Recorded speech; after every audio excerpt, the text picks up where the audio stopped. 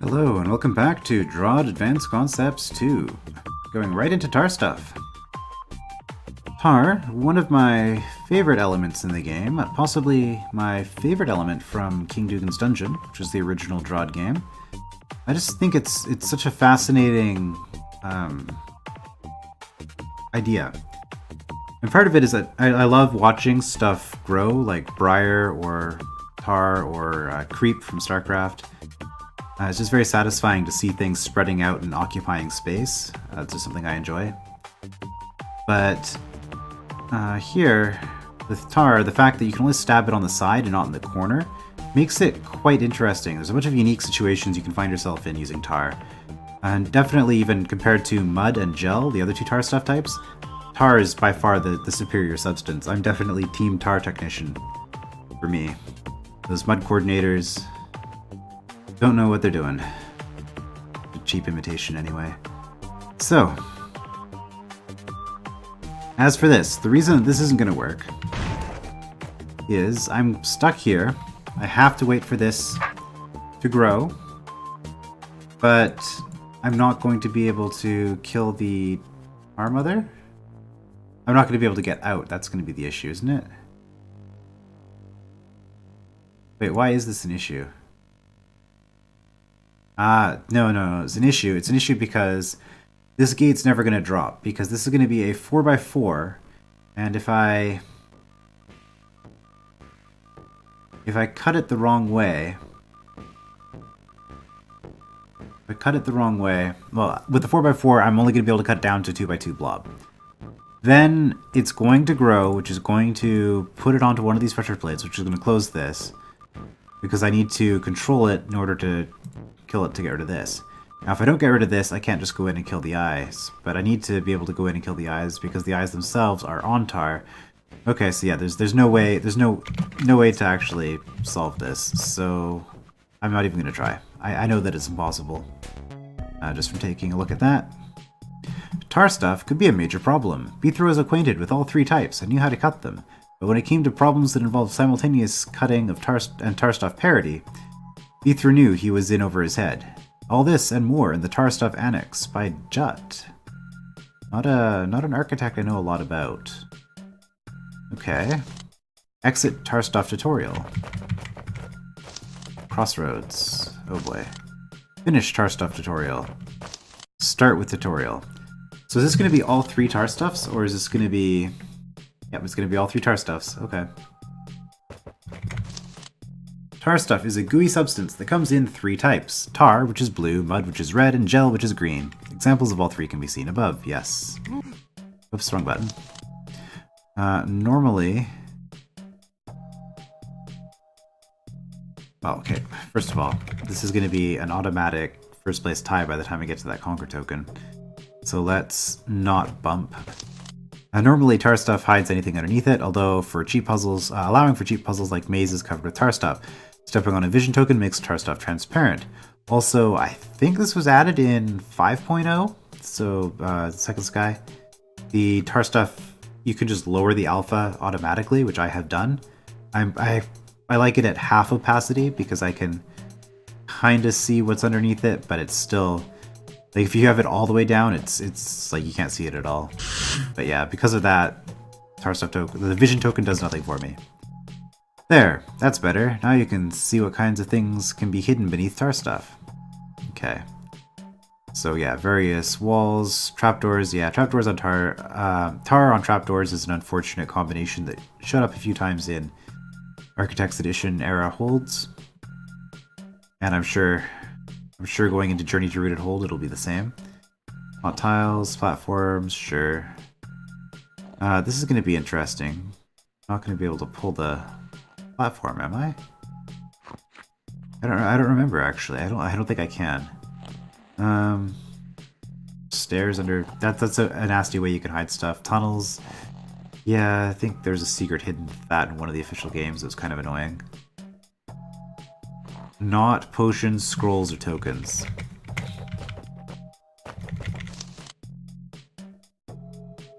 Tarstuff can be found on all types of floor. For example, open gates, pressure plates, which will be pressed. Yep, they hold down pressure plates, that's true. Trapdoors, bridges, hot tiles, which won't burn tar stuff. It will also not burn babies, which is important to know. And platforms, which will be stuck. Yeah, in fact, yes, indeed, I cannot move down.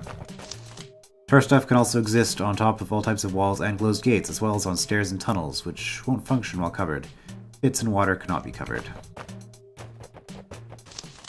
Some other elements, which appear flat, may or may not allow tar stuff on top of them. Arrows and ortho squares may be covered by tar stuff, but potions, scrolls, fuses, and tokens will always stay clear. And in fact, that's an interesting use for the fuse in a room that has no bombs, is that you can use the fuse to prevent tar stuff from growing in specific ways. That's kind of interesting. Alright. Yeah, so look, they are not burning. Tar stuff cannot appear in just any shape. Tar stuff blobs have to be at least 2 squares wide everywhere to be stable. To be more precise, every square of tar stuff has to be part of a 2x2 area covered entirely by the tar stuff blob, as we see here. Yes. This is the smallest possible stable shape of tar stuff. Tar stuff can be cut with a sword, but depending on the type, it is vulnerable in different positions, or places. Tar can only be cut at straight sides, mud can only be cut at outer corners, gel can only be cut at inner corners. Good as well. Oh, it's gonna force me to... It's gonna force me to cut the gel here. That's fine. There's no reason really to do that, I just felt like it. Cutting all the other stuff, I mean. Cutting tar stuff can sometimes compromise the stability of a blob. After cutting, any tar stuff square that is no longer part of a 2x2 section will turn into a tar stuff baby, a monster much like an ordinary roach. Okay. Yeah, so we know how this stuff works. Important point here, bell babies move like golems or webbas. They get stuck on corners. They can't slide along surfaces, I mean. Tar babies and mud babies move exactly like roaches, while gel babies move like rock golems, yep. The only difference is that unlike those monsters, they cannot be killed by hot tiles. They're also affected by tar stuff swap tokens. For what that's worth.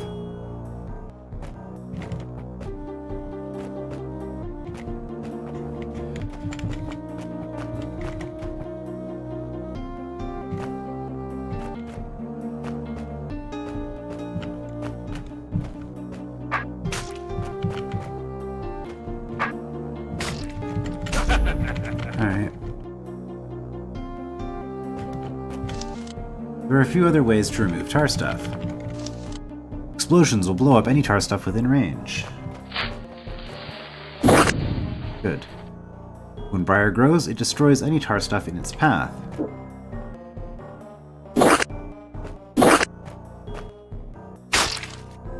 Scrolls are very deliberately spaced, I can see. Tar stuff can be dropped off bridges, effectively destroying it. Alright. The last option is to feed a blob of tar stuff to some hungry adders. More specific rules about this later. Alright.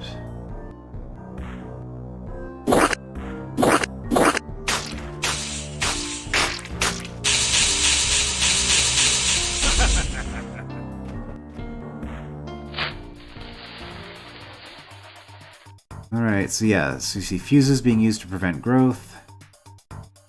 Once the bomb goes off, all of this will be gone. Does that matter? Well, not really, because this is still going to be here. So, yeah. Tar stuff mothers, which appear as single or pairs of eyes, are the other monster closely connected to tar stuff. They are stationary, living mostly inside tar stuff, though in the east section of this room you can see a few mothers that don't. They can be killed with a sword, like regular monsters. Note how when you kill a tar or gel mother on a non-cuttable square of tar or gel, the tar stuff underneath is removed along with the mother. Uncuttable mud, however, will always stay unharmed when a mother on it is killed.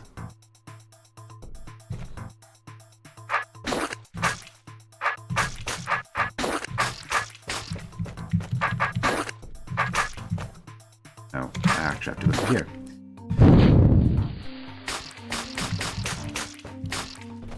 Alright. Yeah.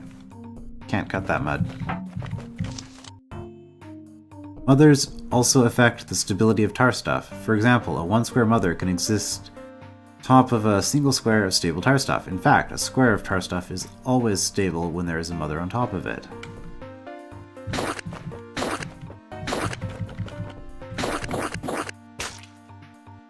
I was trying to do this quickly and then I ended up making a mess of it. Oh well.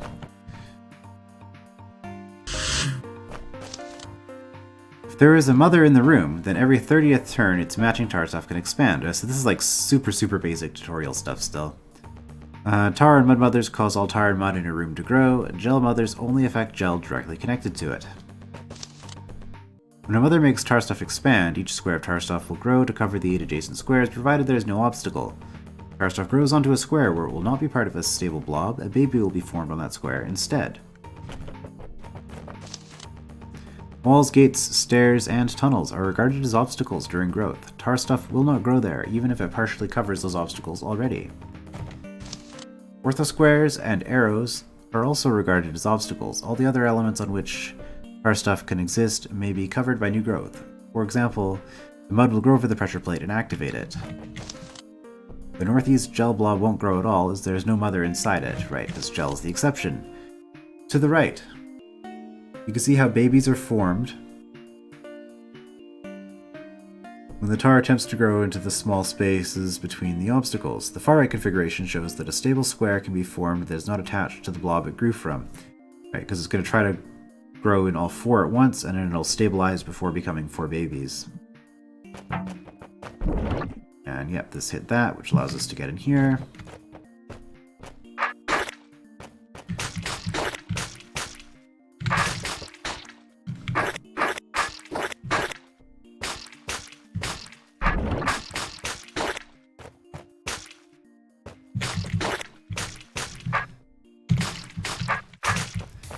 Alright.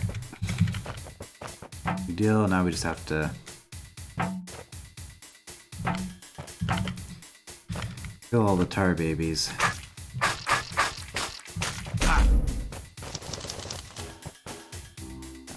Nice and stable. And as we can see, it did not grow over anything except for the floor type tiles.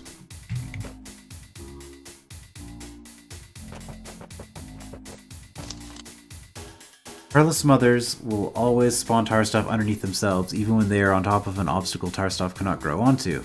Oh, that's interesting. I didn't know that. They also spawn tar around them like a regular square of growing tar stuff. Alright, well I got nothing to do, but wait. Let's not wait there because we can't see the clock. There we go.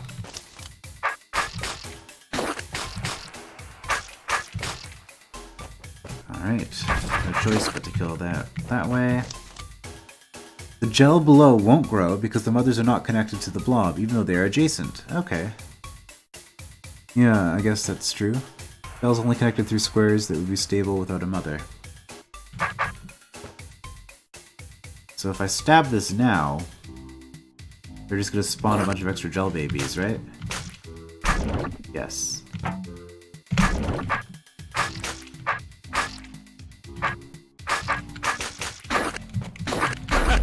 Not the most efficient way of doing that. Oh, I can go through here. Okay. I am invisible. Invisibility has much the same effect on mothers as it has on other monsters. If you are invisible and out of smell range, the mothers will not expand any tar stuff in the room. Okay. So I need a roach to let me through. Alright, so proof of concept. Roach Queen saw me, spawned an egg. But you, tar mothers, did not see me. As soon as you get into the 5 square smell radius, the tar mother will detect you and expand tar as usual, which is necessary for getting through here. Okay.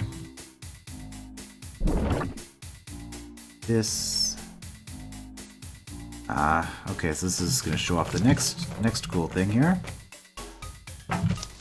Standing within the radius of a brain will alert all monsters in the room to your presence. Note how the mud expands this time as well. Yeah, mud expanding doesn't matter as far as, well, no, even if it expands anymore, I can kill it all, that's fine. You're gonna go here, and I guess we're gonna have to do some stuff here as well. Okay. I see how it is. Okay, so everybody can see me. Expand, okay. A decoy placed within range of either a mother or a brain will also work.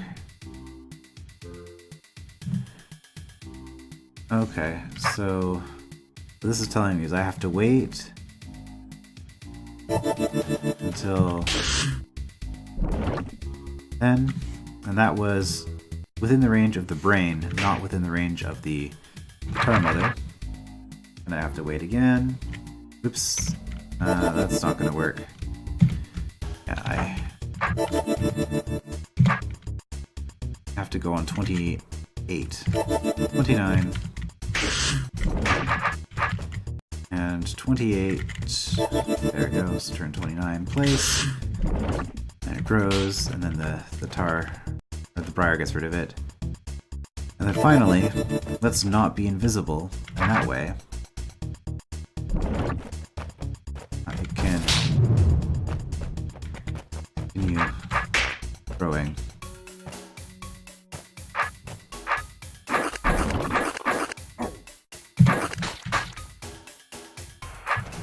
Alright.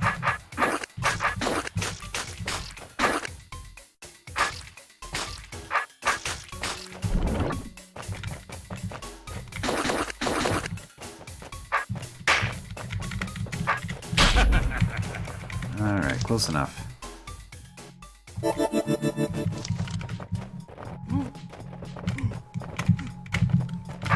It's funny how when I play I like pseudo-optimize. Like I don't try to optimize super hard, but I'll make a token effort every once in a while to do things efficiently.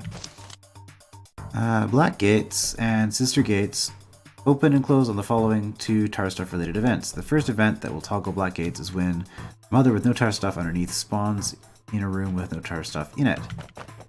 Okay.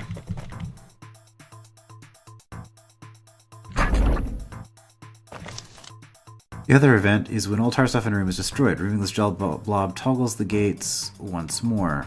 Yep.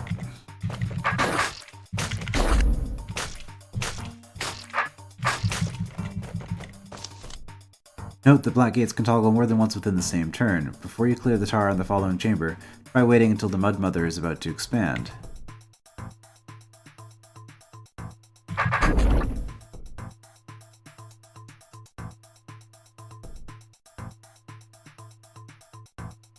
Try waiting until the mud mother is about to expand.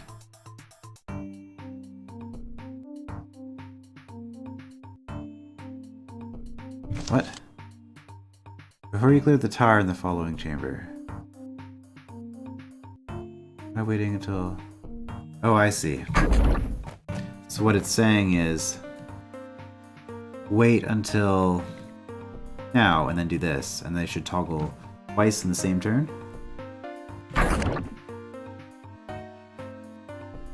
No. Oh. Whoops. Okay, fine. The issue there was I needed to kill the tar mother because the tar mother is also tar. I do this in the same turn. And that is in fact necessary to do because otherwise the briar will grow too far. Okay, cool.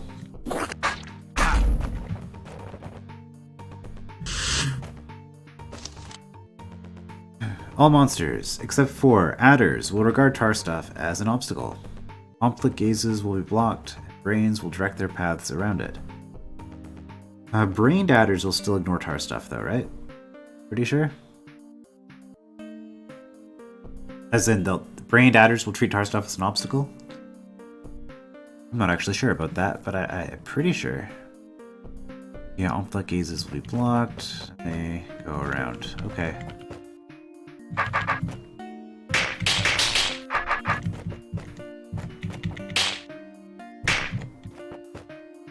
Do I want this to grow for any reason? Well... Okay, it's surrounded by fuse for one thing, so I guess the answer is no.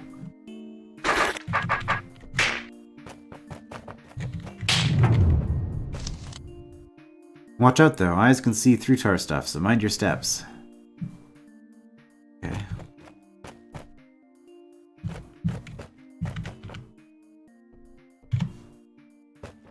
Okay, we'll go around this way, that's fine. I mean, I guess I can step on that at this point, it doesn't really matter. Just in case I need to exit there, I haven't looked ahead too much. Adders can eat Tarstuff, but only those squares that are not cuttable with a sword. Alright, so this is going to release everything. And we're going to have some chaos. No, we're not, because we have arrows.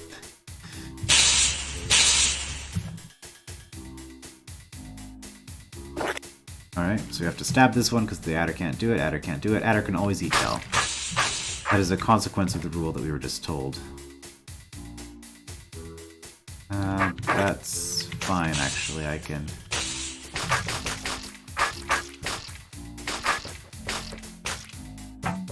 just step on there. Adders are able to eat mothers provided they are on top of an edible piece of Tarstuff. Pieces that are normally unstable are considered to be outer corners, hence not edible as mud. Ah, okay. That's oddly specific, but okay.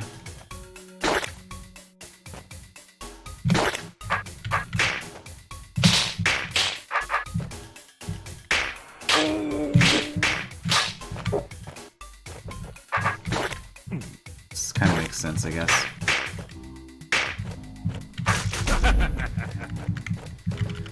Alright. Next up, back to entrance. End of basic tutorial. Challenge rooms. Tarstuff removability.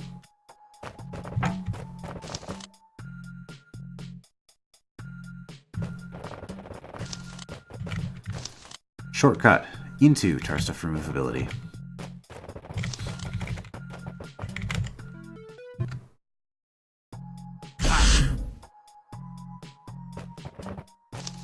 New crossroads.